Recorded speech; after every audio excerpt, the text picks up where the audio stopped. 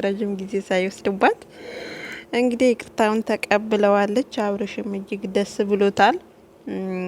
ያው እኔ ብያለሁ ባለፈውም ሩታ ፕራንክ ነው ስትል ራሱ እሷ በጣም ደስተኛ ነች። ፊቷ ላይ የሆነ ነገር ይታያል። የዛን ቀን ራሱ ብያለሁ ማለት ነውና ዛሬ ደግሞ የበለጠ ያበጠ ይፈንዳ። አብርሽዬ የኔ ይዋው ያለች ጋይስ እንግዲህ ቪዲዮ ላይ እንዳያችሁት ማለት ነው። እኔ ፈጣሪና ደስታዋን አልቻለችም ማለት ነው። ደስታዋን አልቻለችም። በዚህ ልክ ሰው በሰው ባል በሰው ትዳር እንደዚህ መደሰቱ በጣም ነው የምታሳዝነው። በእርግጥ ሄርሜላ ማለት ነውና ብሩኬና አቤላም እንግዲህ ያው ተሳክቶልናል። በፊትም ካንተው ጋነን፣ አሁንም ደግሞ ከጎንክ ነን፣ እኛ አራቅነህም፣ አንተ ነክ እንጂ እኛን የገፋከው እያሉ እንግዲህ ጡንቻቸውን እያሳዩ ነው ጋይስ። አሸንፈናል፣ ድሉ ለኛ ነው እያሉ እንግዲህ በጣም ደስ ብለዋል ማለት ነው። ሄርሜላ ያው በጣም ስፍስፍ ብላለች። በጣም ደስ ብሏታል ሄርሜላ ማለት ነው፣ ከምንም በላይ ማለት ነው። አራቱም ደስተኛ ናቸው በነገራችን ላይ፣ ምክንያቱም አብርሽም ከድሮም ልቡ ወደ እሷው ስለሆነ ደስተኛ ናቸው። እንግዲህ ሩታዬ ትዕግስቱን ይስጥሽ፣ እንደዚህ ቪዲዮን ስታይ ምናምን እንግዲህ ያው የውስጡን የሚያውቀው አንድ ፈጣሪ ነው እና ትዕግስቱን ይስጥሽ። እኔ የምለው ቅድም እያሁን ሄርሜላ ማለት ነው ምን ነው ለሩታ ፕሮሰስ ለመጨረስ እንደዚህ ፈጠናችሁ እያልሽ ለካሌብ ምን ነው እዚሁ ካላፈረጥኩ ስትዩ ነበረ። ምን ነው ታዲያ እንደዚህ ለሩታና ለአብርሽ ልጅ ካዘንሽ ለምንድን ነው በእነሱ መሀል ገብተሽ እንደዚህ ብጥብጥ አርገሽ ምስቅልቅል አርገሽ በስተ መጨረሻውንም አዙረሽ ልጁን በእጅሽ ያስገባሽው? ይሄን ያህል ከቆረቆረሽና ካመመሽ ማለት ነው እንዴት እንደምትሆን እንዴት ነው ፕሮሰስ እኮ በአጭር ጊዜ ውስጥ ያልቃል። እንዴት ነው ልጁ ያላባት ፍቅር? አንቺ ማንሽና ነው ልጅ ላንቺ የሚሰጠው? ልጅ ስጡኝ ትላለች እንዴ? ደግሞ ወራዳ ባሏን ወሰድሽ፣ አሁን ደግሞ ልጇን ልቀሚ ነው? ምን አይነት እንደው የምር አይን አውጣ ነች። ልጁን እኔ ስጡኝ እኔ ያሳድገዋለሁ አላለችም። አንቺ የእንጀራ እናት እንዴ! ስንት ፈተናና ስንት ስቃይ ያየችበት ልጅ እኮ ነው ይሄ። እሷ ራሱ እኮ አይደለም ለልጇ ለሌላም ሰው ትተርፋለች። ገባሽ? እኔ ላላንስም ለልጁ አብርሽም ቢሆን አባት ነው። አንቺ ምንድነሽ? እሺ አብርሽ አባት ነው፣ አንቺ የእንጀራ እናት አይደል የምትሆኚው? እንደዛ ነው እንግዲህ። ባሏን ያው ወስደሽዋል ኦልሬዲ። ሩታ አትፈልገው እና አሁን ደግሞ የቀረሽ ልጁ ነው። ልጁን ወስደሽ ልጅቷን እንዲሁ መና ልታስቀሪያት ነው እንዴ? ትንሽ እንኳን እንትን የለትም እንዴ ልጅቷ? የምር በጣም ነው የምታሳዝነው። ና በጣም ካሌብ ላይ በጣም ተቆጣች ማለት ነው። እንዴ ፕሮሰስ ይጀመርላት እንዴ? ይሄ ፕሮሰስ ተሳክቶላት ሩታ ብትሄድና ኑሮዋን እዛ ብታደርግ አንቺ ምን ልትሆኚ ነው? ገና ስለሰማሽ ብቻ እንዲህ ያንጨረጨረሽ የሆነ ነገር ላይ ፍንጩ ቢገኝስ? የሆነ ሩታ ማለት ሄዳለሁ እሺ ብላ ወስና ልጁ ሊጠንክርልኝ ብላለች እና ብትሄድ አንቺ ምን ልትሆኚ ነው? ምን አገባሽ በሩታ ህይወት? ኦልሬዲ እኮ አፋታሻቸው፣ ተፋተዋል። እና አብርሽ ደግሞ በእንደዚህ አይነት በፍጹም አላሰብኩም። አንተ ሲጀመር እኮ የሚመሩህ አንተ አይደለም፣ በራስህ ጭንቅላት አይደለም የምትመራው አብርሽ ማለት ነው። በእነኚህ በጀርባ ካሉ ሁለቱ ቡችሎች ነው የምትመራ። ስለዚህ እነሱ ይምሩህ። በተጨማሪ ደግሞ ይሄው ሄርሜላ በራሷ እጅ አስገብታለች። በቃ አንተ አሁን ትመራለህ እንጂ አትመራም ማለት ነው ባጭሩ። ምን አለች ጋይስ? እኔ የፍቅር መምህር እንደሆንኩ እንዲሁ አይታችሁና ሰምታችሁ በቃ መገመት ትችላላችሁና በዚህ አጋጣሚ እኔ የፍቅር መምህር ነኝ አላለችም። ምኑን ነው ያስተማርሽው? ያን የአንድን ሰው ባል አንቺ ቀምተሽ የራስሽ የግልሽ ስላደረግሽው መቀማማት ነው። ይሄ መቀማማት እኮ ነው ያስተማርሽው። ይህ ማለት አንድ ወንድ አንድ ሴት አግብቶ እሷን ትቶ ሌላ ሴት ላይ ፊጥ ማለት ነው። ይሄ ነው ማምህር ማለት እኮ እኛ በምናውቀው ቋንቋ ከዜሮ ጀምሮ ስፔሊንጉን ሁሉን ነገር አስተምሮ ለቁም ነገር የሚያበቃ ነው። አንቺ ምንድን ነው ያስተማርሽው? መንጠቅ፣ ትዳር መበጥበጥ። እንዴ ትንሽ አታፍርም እንዴ ጋይስ? የፍቅር አስተማሪ ነኝ ትላለች እንዴ? መምህር ነኝ እኮ ነው ያለችው። አንቺማ ብዙ ፍቅር ሰጥተሻል። አየሽ፣ ብዙ ፍቅር ሰጥተሽው ነው አብርሽም ወደ ራስሽ የመለሽው። አሁንም ትጎርራላችሁ እንዴ? የምር እናንተ አራታችሁ አንድ ላይ ተጨፍልቃችሁ የሩታን ሩብ አይደለም ኑስ አታክሉ። የምር ኑስ አይደለም የሩታን ማለት ነው አራታችሁ። እና አንዳንድ ሰዎች ፍቅር እንሰጣለን ብለው ለ3 ቀን ለ1 ቀን አላለችም ለ2 ቀን። ኧረ እባክሽ ፍቅር አሰጣት ከሆነማ ከሩታ ነው። ገባሽ?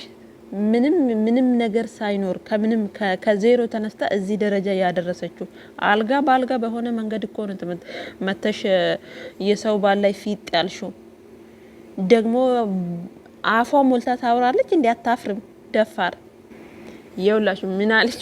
ባለፈው ራሱ ልጅቱ ማለት ነው ከትላንቱ ወደ ራሱ አብርሽ ይቅርታ ሲጠይቃት ራሱ የዛን ቀን ራሱ እሺ ትላለች። ግን የማን እጅ አለበት? የብሩክና የአቤላ እጅ አለበት። ባንዴ እጅ እንዳሰጪ ይላታል ማለት ነው። አሁን ራሱ ካሜራ ፊት ትንሽ እንኳን እኮ ጭንቅላታቸው ትንሽ አያስብም እንዴ? እንዲ ኮስተር በይበት ሲሏት ልጅቷን በቃ ብጥብጣለች ማለት ነው። ነፍሷ ነው የሚወጣው እንጂ እሷ ከአብርሽ አትፋተም። ወረዴ ሩታ እውነቱን ለመናገር ደግ አረገች። ምክንያቱም ሰላምን የሚያክል ነገር የለም ጋይስ በህይወታችን ስንኖር ማለት ነው። ሁሉም ነገር አላፊ ጠፊ ነው። ገባችሁ? ሰላሟን ነው ያገኘችው ልጅቷና እንኳንም እንደዛ አይነት ነገር አደረገች። ለምን እቺ በቃ መዝገር ነች። ገባችሁ? ከሰው አትፋታም። እና ሰው በህይወታ 10 ሴት ስትመላለስ 10ሩን ሴት ማስተናገድ በጣም ከባድ ነው ለአንድ ሰው ማለት ነው። ገባችሁ? 50 ሎሚ ለአንድ ሰው ሸክም ነው፣ ለ50 ሰው ጌጥ ነው እንደሚባለው ማለት ነው። ስለዚህ 10 ሴት ስትመጣ አንዷ ሩታ 10ሩን ሴት ማስተናገድ በጣም ከባድ ነው። እና አሁንም አብርሽ የሚመለስ አይነት ሰው አይደለም። እቺ ደግሞ እንግዲህ እስቲ እናያታለን። እስኪ አሁን ሌላ ደግሞ የሩታ ነገር ቀዝቀዝ ሲል ደግሞ ሌላ ሴት ትመጣለች መቼም በአብርሽ ህይወት ማለት ነው። ደግሞ ያንን ለማየት ያበቃል። እና ይሄን ሁላ ነገር ይሄን ሁላ መንስኤ እንዴት አስቻለሽ? ኬታ መጣሹ? እኔ እስከ ዛሬ 1 አመት ከምናምን አብረን ስንኖር እኔ አላቅሽም ነበረ ሲል ነበር አብርሽ ማለት ነው። ይሄም ማንነቷን ያመጣከውማ አንተው ራስህ ነክ። ይሄን ነገር ይሄ ሩታ የድሮዋ ሩታ ተቀይራ እንደገና እንደ አዲስ የተወለደችው ሩታ ባንተ ምክንያት ነው። ገባክ? አንተ ሴትም ማቀያየር፣ ሴት ላይ ሴትም መደረብ፣ የመጣችዋን ሴት ሁላ የድሮ ሂስትሪ ያለን እያለች የመጣችዋን ሴት ሁላ ማስተናገድ ማን አስተማረክ? የድሮ ሂስትሪ ያለክ የድሮ ፋይል አለክ፣ አበቃለት የዛን ጊዜ ማለት ነው። ድሮ አበቃ በቃ። አንተ ዛሬ ሌላ ሰው ነህ። ገባህ? ባለትዳር ወንድ ነኝ እንደውም እኔ ሚስቴ ሳትፈቅድ ከቤት መውጣት አልችልም ብለህ እኮ ስልክም ማስተናገር ትችል ነበረ። አንተና ስትባል እሺ እያልክ እንደ በግ እየተጎተትክ ከሄድክ እሷን ደግሞ እዚህ ጋር ነኝ መጣው ብለህ ወጣ ብዬ መመለሳለሁ ብለህ ወጥተህ ሌላ ዓለም ውስጥ ገብተህ የምትመጣ ከሆነ እሷ እቃ ነች እንዴ ታዲያ ቤት ቁጭ ብላ አንተን የምትጠብቅ? ገባ? ሩታ እኮ ማንነቷ እንዲቀየር ሌላ ሩታ ሌላ ሰው እንድትሆን ያደረካት አንተ ራስህ ነክ። ዛሬ ደግሞ አፉን ሞልቶ እኔ ማላቃት ሩታ እንዴት እንደዚህ ያደረገች እንዴት እኔ ጭራሽ አልገመትኩም። ነገርኳችሁ እኮ እናንተ አንድ ላይ ብትመጡ የሷን ሩባ አታክሉም፣ ኑስ እንኳን አትመጡም። እንዲሁ ዝም ብላችሁ በቃ ካሜራ ደቅናችሁ ትጎርራላችሁ ብቻ። አያችሁ አሁን እዚሁ ላይ ራሱ አንቺ እንደዚህ ሆኚ ሲላት እሷም ይሻለች። ልክ በቃ እርስ በራ ሁለቱ ናቸው የአብርሽን ህይወት የሚመሩት ለወደፊትም ከሄርሜላ ጋር የሚቀጥል ከሄርሜላ ጋር ያበቃ ከተባለ ወሳኞቹ አብርሃም ሳይሆን አቤላና ብሩክ ናቸው የአብርሽን ህይወት የሚመሩት ማለት ነው። እና አቤላ ደግሞ ከዚህ በፊት በሩታ እንግዲህ ከሩታ እጅ በልቶ ከሩታ ጋር ብዙ ነገር ህይወቱ ምን እንደሆነ ከየት እንደሆነ ወዴት እንደሆነ እናውቀዋለን። ስለዚህ ከእጇ ላይ በልቶ ዛሬ ተመልሶ ሩታን አይንሽን ማየት አልፈልግም ብሎ ሌላ ሴት ወደ አብርሽ ህይወት ያመጣ ሰው ነው። ስለዚህ ሄርሜላም ነገር ምን እንደሚጠብቅሽ አታቂ። ገባሽ? ምን እንደሚገጥምሽ አታቂም። መቼም እንደዚህ አልጋ ባልጋ በሆነ ህይወት ገብተሽ ረክተሽ ትኖራለሽ ማለት ዘበት ነው።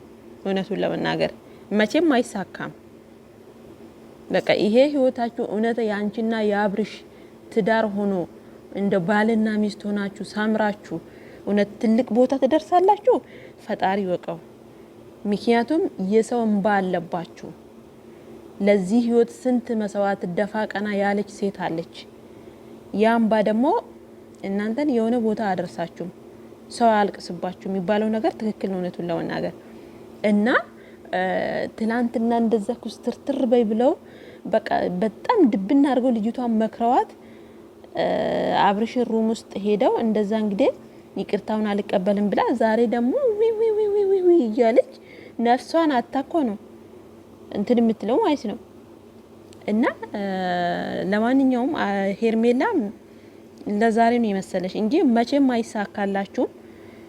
መጨረሻችሁን ደግሞ አብረን ነው የምናየው። እንግዲህ እድሜ ከጤና ይስጠን የትም አንሄድም ማለት ነው። እና ጋይስ የነበረን ቆይታ ይህን ይመስል ነበረ። ዛሬ እንግዲህ ሄርሜላና አብርሽ ታርቀዋል።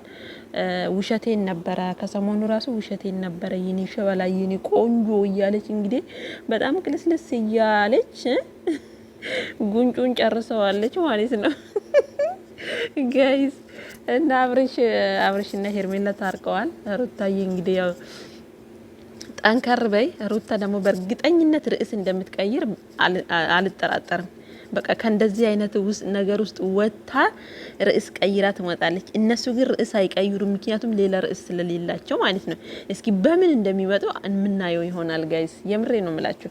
ሩታ አሁን ይሄ የሆነ ያገባ ያወጣትን የሆነ ለየት ባለ ቪዲዮ እንደምትመጣ እርግጠኛ ነኝ። እና እነኚህ ግን እስቲ እንያቸው ጋይስ በምን እንደሚመጡ። መቼም ሩታ ካበቃችለት ሌላ ርዕስ ይዘው እንደሚመጡ አላቅም። ብቻ የምር እነሱ ምን ይዘው እንደሚመጡ ብቻ ቾክያለሁ ለማየት ማለት ነው። እና ጋይስ የነበረን ቆይታ ይህን ይመስል ነበረ።